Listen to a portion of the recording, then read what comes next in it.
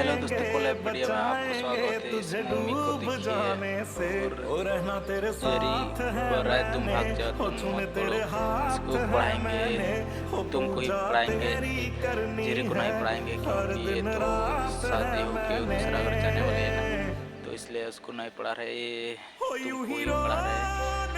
इसको आधे खाने खा रहे हैं आराम से, तो खांसी लगने लगा। इसके बाद जब तक बहुत ही खुशी लगती है, तो पानी पिया, तो भी वो पानी पीने लगा।